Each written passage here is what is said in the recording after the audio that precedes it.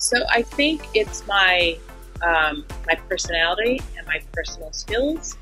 Um, People are always very attracted to my personality. I'm very positive. I'm very outgoing. People like to be around that, and that's the key, especially with communications. I also know how to handle different personalities, and I think that's because I know my personality so well.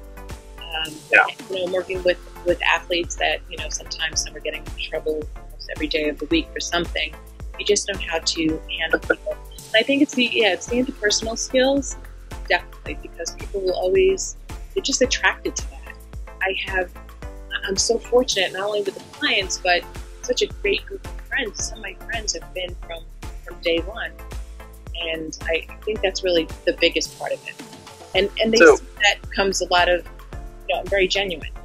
I tell it the way it is. If somebody asks me, does my butt look big in this dress? I'm going to let you know it does. It's just, but again, that's just, the genuine side, and people, they're attracted to that. Heroes are an inspiring group of people. Every one of them, from the larger-than-life comic book heroes you see on the big silver screen, to everyday heroes that let us live the privileged lives we do. Every hero has a story to tell, from the doctor saving lives at your local hospital, to the war veteran down the street who risked his life for our freedom, to the police officers and the firefighters who risk their safety to ensure ours. Every hero is special and every story worth telling. But there is one class of heroes that I think is often ignored: the entrepreneur, the creator, the producer, the ones who look at the problems in this world and think to themselves, you know what, I can fix that, I can help people, I can make a difference. Then they go out and do exactly that by creating a new product or introducing a new service. Some go on to change the world. Others make a world of difference to their customers. Welcome to The Hero Show. Join us as we pull back the masks on the world's finest heropreneurs and learn the secrets to their powers, their success, and their influence, so you can use those secrets to attract more sales, make more money, and experience more freedom in your business. I'm your host, Richard Matthews, and we are on in 3, 2, 1. Hello and welcome back to The Hero Show. My name is Richard Matthews, and today I have the pleasure of having on with me MJ Pedone. Are you still there, MJ? I am here. Nice to see you, Richard. Awesome. Glad to have you here. Where are you calling in from for today? Manhattan, New York. Greatest Manhattan, city New York. Are you? I said we were talking before we hit the record button. We just got to visit there for the first time. Really enjoyed seeing New York. Can't wait to go back. Which, like I said, I don't particularly like big cities, but I really enjoyed New York and look forward to going back there. And met a lot of nice people. It's one of those things, like, we went into New York expecting like the Hollywood version of New York, where New Yorkers are kind of, I don't know, gruff and not very friendly. But everyone we met was super friendly, and they were like, "Oh, you can come over and show you, our favorite places to eat or how to get places." Then we even had someone, give us directions on how to find good parking for where we wanted to go. So anyways, I found New York to be a pleasure, and the people there, the New Yorkers that we met and ran into, were also super wonderful. And, we got a bunch of young kids, so we met a bunch of New Yorkers at the park, and I don't know, we had a good time. That's great to hear. And New York sometimes gets a bum rap that, they're standoffish, or we're all too busy and we're running through the streets and we don't help people. I have never seen that. I help anybody who asks me, but yeah, I don't know why that is, but I'm glad you had a pleasant experience and had a great time. Yeah. It's wonderful to hear you coming back with the family. I feel like it's Hollywood's fault, right? That Hollywood has this picture of New York, and it's just not the same as the real New York. All the New Yorkers I've ever met have been super friendly, and we had a good time there. So, for those of you who are following along with our podcast and our travels, my wife and I are back down in the South. We are where are we right now? We made it to North Carolina. We're on our way down to South Carolina and Florida for the rest of summer and winter. So that's where our travels are going. And what I want to do real quick for you, MJ, is just a quick introduction so we can dive into your story. So for my audience who may not know who you are. So you are the president of, let me see if I can get this right, it's Indra Public Relations, is that right? Correct. And I'm going to tell you what Indra stands for. Not that you're asking, but I'm just going to let you know, because that's always a very common question. Indra is the luckiest and most powerful of the rain gods, and it represents the beauty and splendor of heaven. And my father had just passed away, and I wanted a name that would reflect heaven and the beauty, and that's how we came up with Indra Public Relations. Awesome. So when you say rain gods, which religion for the rain gods? This all has to do with Buddhism. Okay, Buddhism. Okay, so Eastern, some of the Eastern religions. That's cool. So you guys are a public relations company, and you were a former partner and CEO of Pro Player Sports Marketing Group. Yes. And so you have worked with professional athletes, brands, individuals on endorsements, producing high-profile events, and executing top-tier PR and branding campaigns to a broad range of clients. You had over 2 decades of experience doing this, and a whole slew of awards to go along with it. So what I want to do to start off with is, why don't you tell me what it is that you're known for? What's your business like now? Who do you serve? What do you do for them? So we do a lot in the sports world. As you mentioned, we work very closely with athletes and teams, but we also work closely in hospitality with the chefs and restaurants. And Cool. It's anything to build a brand's name or an individual, their name, their awareness. We have clients also internationally. We work with a lot of doctors, a lot of plastic surgeons, dermatologists. Nonprofits are very big for us, different charities. So again, it's growing the visibility. And I like to say that we do a lot of cross-marketing in our business. So we're able to get a lot of our notable clients involved in these different charitable organizations, which is great. So it helps with their awareness. It helps with the media presence. And so and we do a lot of high-profile events, as you mentioned, which I love that side of the business. So yeah. How has the high-profile events sort of been? I know event marketing in sort of any form has been hit really hard the last year and a half or so. Have you had to shift your strategies since the pandemic started for events? Actually, we have. And in December, one of my clients, which is Encourage Kids Foundation, we were able to have Justin Hartley, who is from This Is Us. He's the lead actor. He co-hosted with Michelle Hall Duncan. And basically, it was a virtual event. I think they had about 600-700 people virtually attend. It was a great fundraiser. A lot of work goes into that as well. And what we did, we just had a small group of media come to a restaurant, interview Michelle, and watch the event live stream. So it was good. Definitely not part of the business that I enjoy are the virtual events, just because I love being in person and with people. But certainly you make it work. But now we have a lot of golf events coming up, and I'm really excited about that because it's in person, and when everybody comes out for it, and that's a lot of fun. And we have a few food tasting events. Needless to say, cool. People love food, and they love to come out. And chefs come out in the restaurant. I love food tasting. That's my favorite. Especially in New York, you may have to fly in for it. You bring your wife and the kids. Yeah. So just out of curiosity, you mentioned several spaces you work in. Do you have a favorite for sports or chefs or nonprofits? Something that's just like, I just love it when we get clients like that. I don't know if I should say it out loud, but those are my three. Those three are definitely up on the list. Yes, I just we're fortunate enough to work with the clients we want to work with. So we don't take every client in. If it's not in our wheelhouse, I will definitely refer another agency.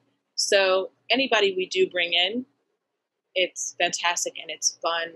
Usually know the owner or somebody that's involved with the organization. So I'm really fortunate and blessed that way. So let's just say, being politically correct, I love everybody. You love all of your clients. So what I want to talk about is your origin story, how you got into public relations, right? We say on this show, every good comic book hero has an origin story, right? It's the thing that made them into the hero they are today. And we want to hear that story. Were you born a hero, or did you, were you bit by a radioactive spider that made you get into the public relations world? Or did you start in a job and eventually move over to become an entrepreneur? Basically, how did you get to be where you are today? So growing up, we were a family that were very sports oriented. We participated in sports, my siblings and I. We went to a lot of the different games. And also, my parents were very philanthropic. So that became two passions because we were entrenched in that. And I always knew, going to college and studying marketing, that's what I would want to do. I was doing some modeling, and a lot of the circles of models are the professional athletes. I invited a few of the athletes to an event that Donna Karan was part of, who I was working for. And then one of the athletes said to me, do you do PR by any chance? And I'm like, of course I do PR. And no, at the time I wasn't. And the rest is history, so to speak. But I will say, um, people do say you have some special power or something about you because in the beginning, I was a female in a male oriented business. Getting into sports and working with the athletes, you didn't see as many females as you do today. And I feel so fortunate that I have been able to come out of fashion and go into PR and work with a lot of people and brands that I work with today. So there were some challenges along the way, but you find ways to make them work. And I knew I never really wanted a partner in the business, that I can go at it alone. And it's a lot to take on, and even today, but I have an advisory board, and some of my closest friends are my business mentors who are very successful business people. But I've learned a lot, and I am grateful for every bruise because I'm still standing. Yeah. So how long have you been in the PR business? I'm probably doing this, I know you mentioned before, over 2 decades, but it's close to 3 decades. Wow. So you've got a long history doing PR work. Have you always been based in New York? I always have, yes. And there's really, I know a lot of agencies, they open up in different cities, and I've never done that. And especially now, even more so with the whole pandemic, you really learn how you can make that pivot and just work from anywhere. I have a great team. Everybody, is working remotely right now. Our building office is opening up in October, but it's been working out great. We speak every day. We're on a Zoom. We're on a conference. Everybody's doing the work, and it's great. So yeah. So when it comes to your team, how big is your team at this point? So you've been doing this as long as you have. So there's 10 of us, which is great, and it's you have 10 personalities, and 10 people are a lot to handle. And then if we ever need any more hands-on, then I work with a group where, they'll come in and we work together on a project. But it works out great because my team is basically all veterans. Yeah. That's great. They're all senior level. So just curious question, because I sort of always have wondered this.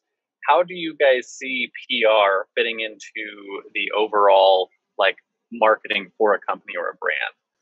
I think it's a very big part of any company's strategy, or it should be a very big part. You have the marketing, and people somewhat confuse the marketing and the PR. And the marketing, your logo and your website and your collaterals and your pay-per-click and stuff like that, your campaigns. Right. And then you have the PR side. Now it's time to come in and let's get you media on a campaign. Let's get you talking to different, whether it's digital or print journalists. Let's get you on TV. Let's get you on radio and podcasts. So it is different, but it works hand in hand. And also it's important today because of the social media aspect. It's also a great way to get PR if a company is doing it properly. So yeah, it's important. So my next sort of question on that is, I know over the last 10, 15 years, PR, where you would get your media, has started to shift, where, podcasts, for instance, didn't really exist 10 years ago. And getting someone on, doing the podcast rounds, when you go to do a book launch or something like that. And YouTube shows didn't really exist. And that's a big way to get media nowadays. And there's been certainly a change. I'm not sure if it's even a decline yet, but in magazines and newspapers, stuff like that. How has that sort of impacted your business? And how do you guys keep up on, where the best media is for people? So, it's really a strategy, and it's putting together where a client and where you see the client getting the most eyeballs, so to speak. So it's a mix. It's on social media, it's on TV, it could be radio, and based on the campaign that you're doing or the messaging you're trying to get out, you will know where to go. Now, it has changed because a lot of the print publications don't exist anymore. Everything is digital. But it's great because a lot more companies are digital based. So you just have to, every time there's a transition or a shift, you have to know where to make that shift. Yeah. So it has been really good because there is a lot more media platforms available to a client. It's just a matter of, it's constant pitching. So one of the things that, because I work a lot in the marketing space, right? We're working on campaigns, pay-per-click campaigns, where it's like you put $1 in here and you expect a certain action. It's all very direct response driven. And it's really easy to have measurable KPIs, right? And then to report on those KPIs to the clients. And so my curiosity is, when you're doing PR, how do you measure the success or lack thereof in a PR campaign? And what sort of like KPIs do you actually report on for clients for to help them like see the success of the campaigns? So we have a software that we use, and like, for instance, we had a client in the New York Times, and it gives you how many people actually clicked on that story. It gives you the estimated PR value, which happened to be $103,000 in the New York Times. There was millions of people who viewed the article. Gives you the demographics. So we get printouts and copies of all of that, and that's what we send to the client. The same thing with social media campaign. So you just plug in your clients into a software, and that's how they see the value. Can you get the same thing when they get on like TV shows? Like if you were to get them on Good Morning America or something, can they same kind of data? Absolutely. Yes. It's fascinating. Yes. But that's how the most important tool, because that's always a question. People always see PR and marketing as a big expense. But then when they see the value, that if they had to do an advertorial where they had to pay for it, that same article, they see the value. Yeah. $1,000 for an article in the New York Times, it's a lot of money. You're paying me, that's for sure. Awesome. So I want to talk a little bit then about your superpowers in this business, right? We talked about how every iconic hero has a superpower, whether that's a fancy flying suit made by the genius intellect or the ability to call down thunder from the sky or even super strength. In the real world, heroes have what I call a zone of genius, which is either a skill or a set of skills that you were born with or you developed over time that really help you to slay the villains for your clients, so to speak. Right. And the way I like to frame it for people is, if you look at all the skills that you developed over the course of building your business, you probably find a common thread, right? A skill that sort of ties into all of them, that you could say, hey, this is really the one thing that I bring to everything I do. And with that sort of framing, what do you think your superpower is in your PR business? So I think it's my personality and my personal skills. People are always very attracted to my personality. I'm very positive. I'm very outgoing. People like to be around that. And that's the key, especially with communications. I also know how to handle different personalities. And I think that's because I know my personality so well. I'm working with athletes that, sometimes some are getting in trouble almost every day of the week for something. You just know how to handle people. And I think it's the interpersonal skills, definitely, because people will always, they're just attracted to that. I'm so fortunate, not only with the clients, but such a great group of friends. Some of my friends have been from day one. And I think that's really the biggest part of it. And they see that comes a lot of, I'm very genuine. I tell it the way it is. If somebody asks me, does my butt look big in this dress? I'm going to let you know it does. It's just, but again, that's just, the genuine side, and people, they're attracted to that. So if you had to sort of put it into a bucket, so to speak, would you say that skill, that interpersonal ability to, sort of understand other people's personalities and how to communicate with them, is that something that you were born with, or is that something that you have developed over the course of your career, or some sort of mixture of both? There are two stories that stand out, and I'll make it really brief. And I'm going to say that I was born with it. I remember going to kindergarten. So I guess in kindergarten, I was 5 years old. And I remember that nobody would play with this one girl because she had a terrible body odor. And by the end of that day, not even the end of that day, I remember saying, I'm going to be the mother in this dollhouse. You're all going to play with me. You're all going to be my children. And everybody is going to treat each other as we're all sisters.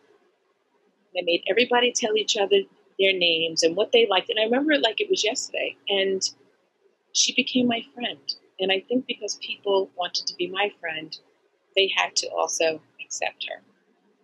And so I'd like to say it's definitely, plus I think there's that sensitive side growing up with animals. And again, mentioning my parents were so philanthropic. They used to take us to a soup kitchen, and we used to have to pack out toys and clothes, and we would go and deliver them, and we would always make sure we adopted a family for Christmas. So might be in part both, but I think you have to be born with that sensitivity. And needless to say, my son, who's going to be 12, is such a sensitive boy, and I have him doing a lot of the same things, being involved with charities and stuff. So yeah, absolutely. Yeah. My son's about to be 12 too, by the way. Oh, really? Oh, when's he going to be 12? October. So like 3 or 4 months. Yeah, he's in August. He's very excited because he's been counting down the days to his 12th birthday because he can start his training as a falconer then, and he's wanted to be a falconer since he was about 2 and a half. Wait, he wants to be what? A falconer, someone who trains falcons. Very interesting. How do you come up with that? I'm not entirely sure because he's been obsessed with peregrine falcons since he first heard about them on Wildcrats when he was 2.5 years old, and he's like to the point where he knows the what do they call him, the ornithologist at the San Diego Zoo by name, and it writes them letters and stuff like that. Wow, so, that's interesting. Yeah. All right. Yeah, so he loves it. And he's been talking to me about, because I do business. So I was always like, well, if you want to do that, how do you take those skills and turn them into like a business? And he's got this whole business plan written out where he wants to become a falconer himself and then get into abatement, abatement is what airports use to keep the ducts from going into airplane engines and whatnot. And they use falconers to do that. He's like, I'll train a whole bunch of falconers and we'll get contracts with airports all over the country. He's got a whole plan together and how he's going to turn falconry into like a real legit business. Good for him. Yeah. And is he your oldest? Yeah, he's my oldest. Great. Yeah. Super. So I mean, you saw my youngest before we got recorded. She's crazy. But yeah, my oldest is going to be 12. That's great. So I want to talk then about the flip side of your superpower, right? So for superpowers, those interpersonal relationships, the flip side of the superpower is the fatal flaw. So just like Superman, has his kryptonite, or Wonder Woman has her bracelets of victory she can't remove without going mad, you probably have a flaw that's held you back in your business, something that you struggled with. For me, it was a couple of things. It was perfectionism, right, which kept me from actually wanting to ship product because I always tweak it just a little bit more before we went to market. Or lack of self-care, which for me came out in like letting my clients walk all over me and not having good boundaries early in my entrepreneurial career. But I think more important than what the flaw is how have you worked to rectify it so that you can continue to grow and continue to move on, and hopefully our audience can learn a little bit from your story. So the biggest challenge that I had to overcome was delegating. And I think as a business owner with your name on the door, you want to oversee every aspect of your business. And sometimes that's not so good because there aren't enough hours in the day. The day, sometimes I'm just up in the middle of the night to answer emails and whatever. But I think as I'm getting older, and especially having a son and being a single mom now, I really had to learn that skill. And I had to realize that it's going to be okay. I've hired such a wonderful team, and they're all more than qualified. And as mentioned, they're senior level. So I had to be okay. So let somebody else write a story or write a pitch or write something and just check it, not have to start off and write it for them and have them fill in. So I think, but that was a struggle, and I'm not going to lie, it was a struggle for years, and it used to cause tension with people that are senior level. If you're working with people that are new to the business, that's one thing, and one girl would just always go head to head with me, and I would be like, "You don't like it," But, and I've learned from that. And I've learned from my own health, and mental state. Like, it's okay. We're not curing cancer. The work is going to be there, and let somebody else do it. And so that's the biggest thing. And also being a perfectionist. When you work with high level people and you're working with athletes and you're putting your name to something, you really you're constantly going over something and dwelling on it. And I've learned how to ease that pain for me. Yeah. I can definitely feel the delegation thing. I actually had a mentor of mine a number of years ago. Now we were at our yearly mastermind meeting, and we all come and share something we're doing on our business. And I got done with one of my things, and he comes up to me afterwards, and he was like, "The thing you need to do in your business to grow, if you want to actually get beyond where you're at now and grow, you need to hire someone." And he's like, "Because you're your own worst bottleneck." And part of that was because of that perfectionism that I had. I want to do it all myself. I can't delegate. And I remember thinking, I can't do that. One, I can't afford it. And two, how am I going to actually make sure I keep the quality of work going? And I remember vacillating about it for months. And then I finally hired someone full time. You actually met, you probably talked to Mark a few times to get on the podcast and everything. But I hired him a number of years ago. And I remember the first 2 weeks of having him on my team, it was that mental shift of how am I going to pay for this person, and how am I going to ensure that their quality of work. One, found out that other people can do just as good of work, if not better work, than you can do sometimes. And then secondarily, it opened up a whole slew of work output that I didn't have before, that's how it pays for itself. Right? Because instead of just my 40 hours a week I was willing to put into my business, or 80 or 90 or whatever it was, I had all of his time as well that was also going to creating our work output. Within the first couple of weeks, ended up, his work paid for his own salary kind of thing. And we've since grown and hired several more team members. But it was a huge hurdle for me to get over. So I totally understand that. Yes, as a business owner. And look, and you're successful and you're doing great. So sometimes you look back and say, I should have done that, long before. Should have done that sooner. Right. But it's okay, as long as you got the memo. They say that lessons repeated until lesson learned, right? But once you've learned the lesson. That's true. Absolutely. So I want to shift gears and talk a little bit about your clients, right? And we talk on this show about your common enemy. Right? So every superhero has their arch nemesis, and it's the thing they constantly have to fight against in their world. And so we like to put this in the context of your clients, people who hire you to help them with their PR, right? And it's a mindset or it's a flaw that you constantly have to fight to overcome, so you can actually get them the result that they hired you for. And if you had an arch nemesis, so to speak, and you had a magic wand and you could just bop all your clients on the head and not have to deal with that common enemy, what would you say it is in the PR world? So are you looking for a specific agency, other agency? No, not other agent. No, not an agency, like a mindset or a flaw that your clients have that you have to help them overcome so that you can actually do the work that you want to do for them. So I've become very good at managing expectations. So I think for me, it's that one thing when I listen to what they want, which can really be grueling. Like everybody wants to be on a cover of a magazine, or everybody wants to be in the New York Times or Wall Street Journal or whatever.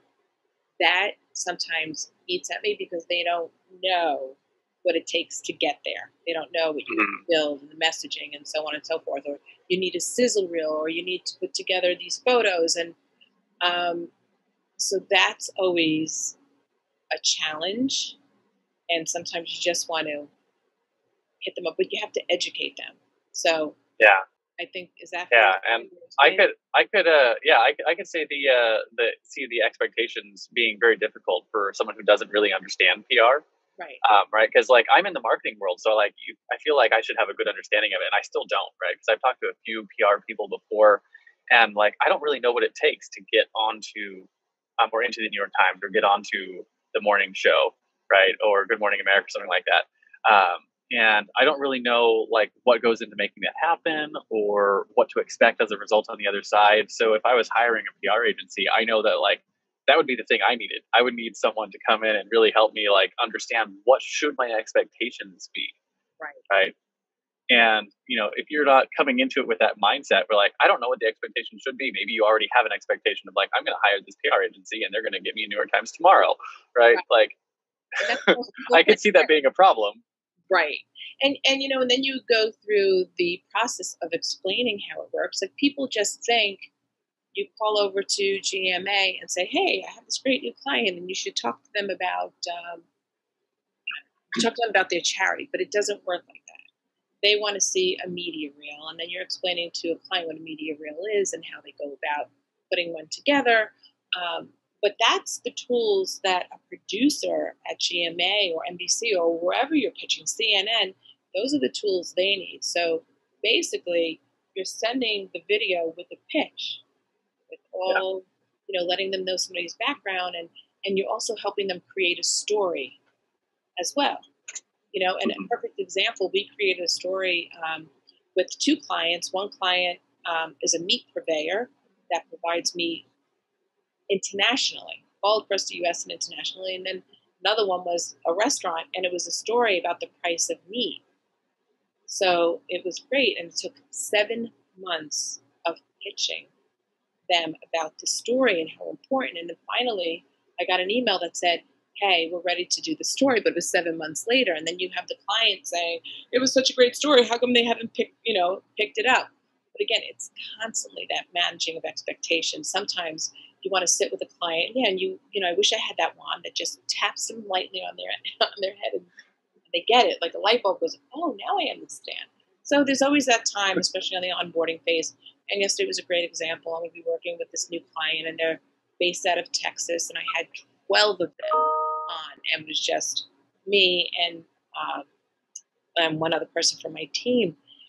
And the questions, and so, you know, when do we get on TV? And but by the end of the call, it was great, but it's just a little brutal in getting there. But we have documents and so on, and the whole onboarding phase, and we hope they get to read and understand. But you know, you're giving them their weekly updates and so on and so forth, and getting on calls. But that's the biggest thing for me. And you know, I feel like almost every business has that expectation problem, like helping people who, you know, because the reason they're hiring you is because they don't know how to do what you do, right? That's the reason why they hire me to do what I do, and it's always the same thing, right? At the beginning of the relationship, it's like, hey, we need to help establish the expectations for how this works, and you know, what we're going to do going forward, and how we're going to measure success, and all those things. And it's just it's a common problem that entrepreneurs, particularly when you're offering services, have to go through with new clients. So, yeah. So my flip side of that question, right? So if your common enemy is something that you have to fight against in your business, then your driving force is what you fight for, right? So just like Spider-Man fights to save New York, or Batman fights to save Gotham, or Google fights to index and categorize all the world's information, what is your mission, so to speak, with IDRA, public relations? You know what? The biggest goal for us is to make sure our clients are happy, and the expectations we set for them are not only reached but surpassed. So that's the biggest thing for me. Make sure they get as much awareness as they can, and if it's a nonprofit, make sure they're raising money. Make sure we're bringing high-profile ambassadors on board. Make sure we're telling their story, and that they keep growing. So yeah, absolutely. And you're in the same type of business that I'm in, right? It's a ripple effect business, right? Every time you do good work for your clients, their mission and their value gets spread. Absolutely. Yeah, which is a cool place to be, and it's a cool thing to be doing for people. So I personally, one of the reasons we run this show is because I like the idea that entrepreneurs are really the people who make the world a better place. And so that's, you're one of the levers in that, right? Making it happen, making the world a better place by spreading the value messages and businesses are bringing. Absolutely. And you know what? And I get to see that, especially through events, and see how much money we're raising and the awareness that we're bringing. And so it's a great feeling because you're helping so many children that need help, for working, organizations that are children based. So it's nice. It's great. So I want to talk about some practical things, right? We call this the hero's tool belt, right? And just like every superhero has their fancy gadgets, like batarangs or web slingers or laser eyes or, big magical hammer like Thor, talk about top 1 or 2 tools you couldn't live without in your business. Could be anything from like your notepad, your calendar, your marketing tools, or something that you use all the time with your clients to get the work done, like your sizzle reel, or something like that. What is the top 1 or 2 tools you think you couldn't get by without in your business today? My cell phone. Because you're always on the phone. You're on the phone with clients, you're on the phone with journalists, you're on the phone with producers, you're just constantly pitching. So after that pitch is emailed, you're on the phone doing your follow-ups. Or, a client that has a crisis, they need something. So that would be number 1 for me. And the second most important thing is we all live on our computer. I don't know. Yeah. If we didn't have a computer, what would life be like? Those would be the 2. Yeah, I think I would imagine nowadays it's things like Zoom and everything have become like indispensable for businesses. And my eyeglasses.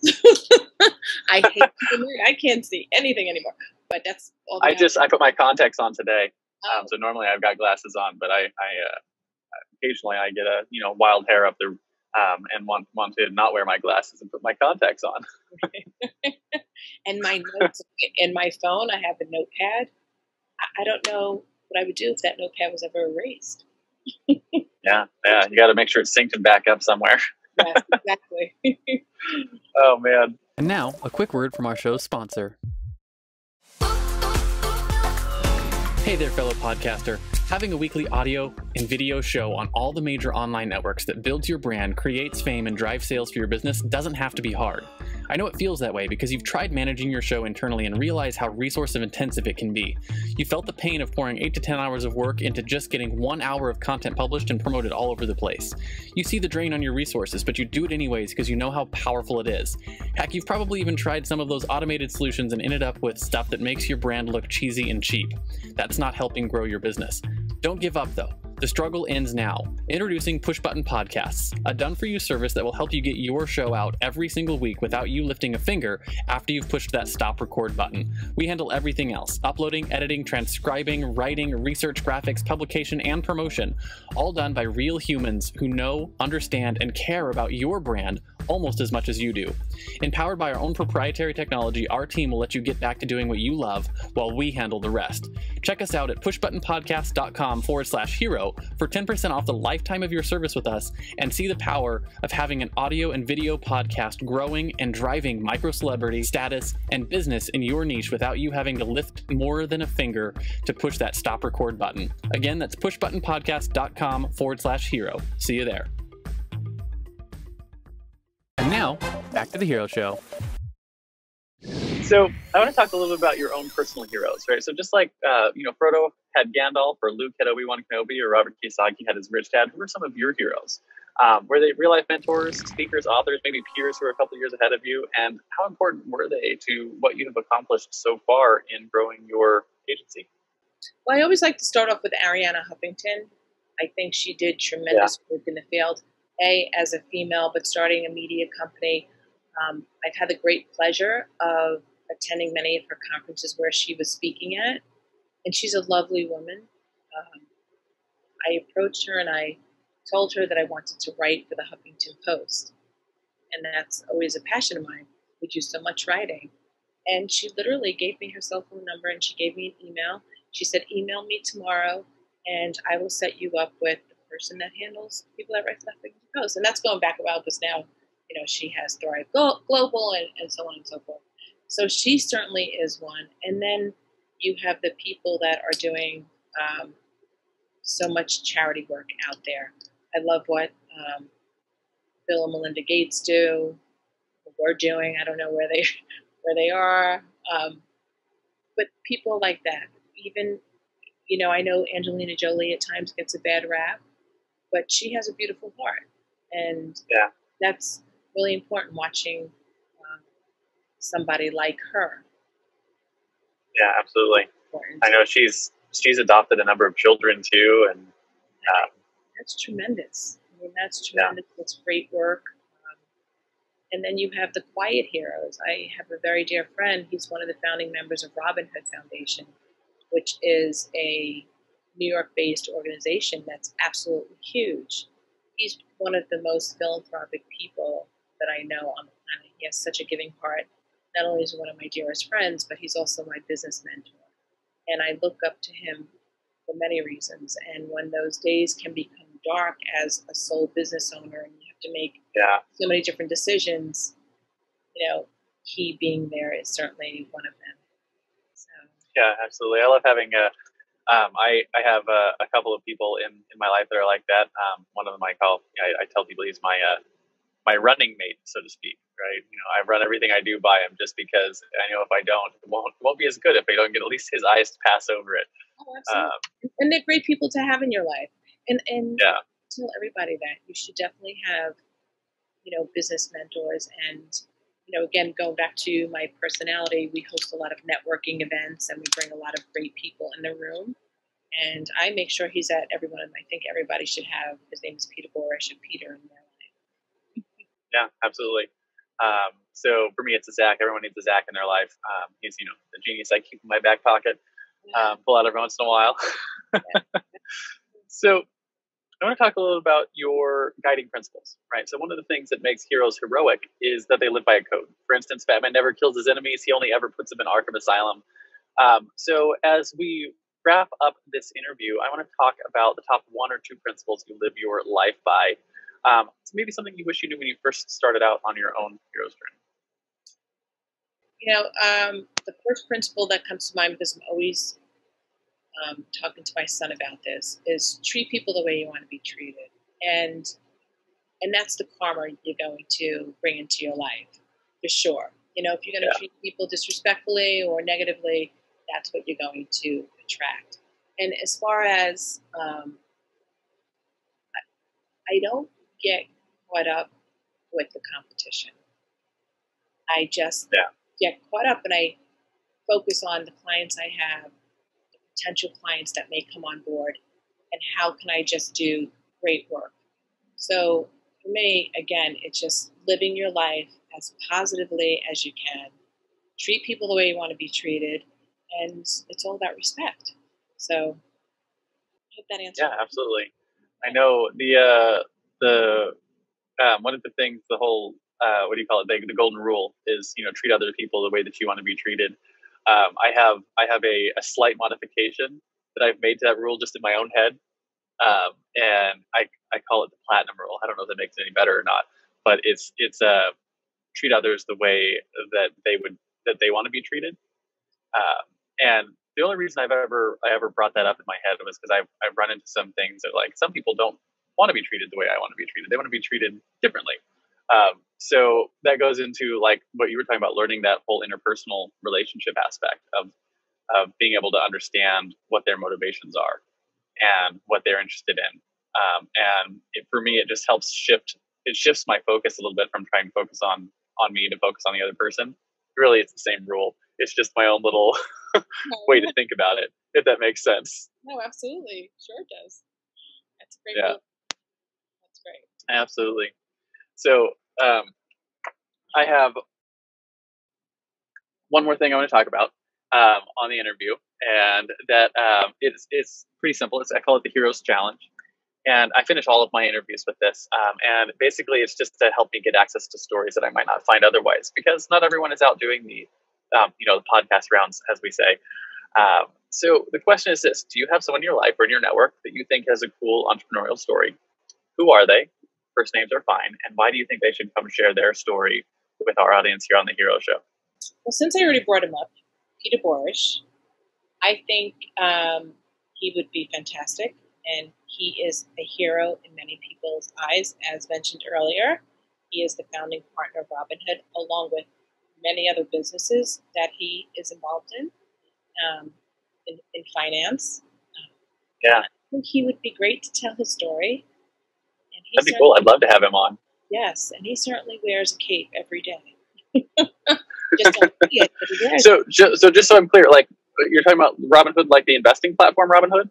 No, Robinhood is a charity, and what they do, Oh, okay. again, it's a New York-based charity that feeds the food insecure. And Oh, yeah. Okay, cool. I remember one during the pandemic and another time when we were hit with Hurricane Sandy, they had a lot of different artists do a concert, and they raised $131 million in one night. They really are an organization that knows how to raise money. They have a very strong and successful board. And again, that's Peter's influence there on why they're as successful as they are. So yeah, that's cool. So we'll send a email request out, maybe get an introduction, see if they'll say yes to come on the show. They don't always say yes, but sometimes they do, and when they do, we get cool stories. So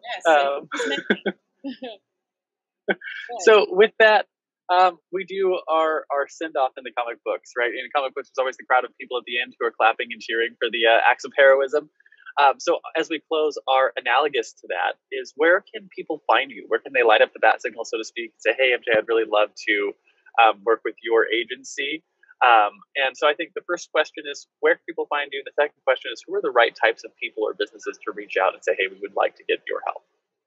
Anybody could send an email, and it's MJ at, and it's Indra, PR, INDRAPR.com, or our office number is 917-319-9600.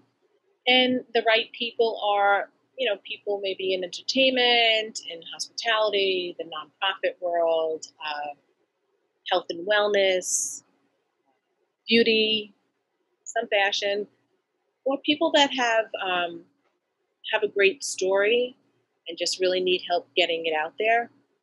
If we can't do the great job, then we will certainly refer to somebody else who can. Awesome. Thank you so much for coming on the show today, MJ. I really appreciate it. And please let me know the next time you're in New York, or when you're coming. Yeah, I will. Next time we get out there, hopefully it won't be too far out, but you never know. The world's been a little bit crazy lately with travel restrictions and all that.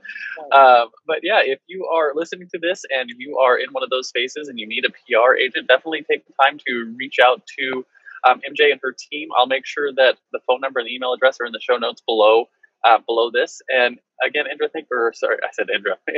thank you so much for coming on this show today. Do you have any final words of wisdom for our audience before I hit this stop record button? Never take no as a final answer, and hold close your dreams. Whatever you dream for tomorrow, whatever you hope to achieve, remember that nothing is out of your reach if you only first believe. That's really good. And I know. I always say, like, one of the things, the dangerous people, the ones who are going to change the world, are the ones who dream during the day. Right? They dream with their eyes open. Right. I feel like that's along the same line. So again, thank you so much for coming today. Really appreciate having you here. Thank you so much.